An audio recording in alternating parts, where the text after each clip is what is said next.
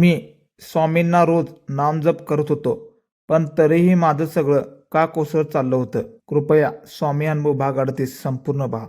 तो काळ माझ्या आयुष्यातील सगळ्यात कठीण होता. बाहेर असणारा मी, पण आतून पूर्णपणे तुटलेला. काम अडलेलं, पैसे थांबलेलं, माणसं दूर जात होती. रोज स्वामींचा जप करत होतो, पण मनात एकच प्रश्न, स्वामी इतकी परीक्षा का? एक दिवस संध्याकाळी खूप वैतागून ग्रंथ उघडला. डोळ्यात पाणी होतं, शब्द दिसत नव्हते, मनात राग, भीती, असहाय्यता सगळं एकत्र होतं.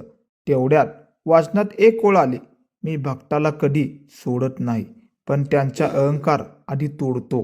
त्या एका वाक्याने माझ्या काळजात घाव बसला. खरंच मी प्रार्थना करत होतो, पण आतून अजूनही स्वतःच्यावर भरोसा ठेवत नव्हतं व स्वामीवरही नाही. त्या रात्री स्वप्न पडलं. एक शांत चेहरा, पांढऱ्या वस्त्रात. स्वामी काहीच बोलले नाहीत, फक्त हात डोक्यावर ठेवला.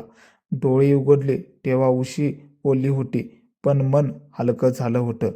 पुढच्या दिवशी अचानक फोन आला. ज्या कामासाठी खूप वर्ष धडपड करत होतो, त्या क्षणात कामी मार्गी लागली. ना ओळख ना विनंती, फक्त स्वामींची कृपा. तेव्हा समजलं, भाऊ, स्वामी वेळेआधी काही देत नाहीत आणि वेळ गेल्यावर काही ठेवत नाहीत. आपण थांबायचं, झुकायचं आणि विश्वास ठेवायचं. आजही संकट येतात, पण भीती नाही, कारण आता खात्री आहे स्वामी परीक्षा घेतात, पण भक्ताला कधीच हरवू देत नाहीत. श्री स्वामी समर्थ.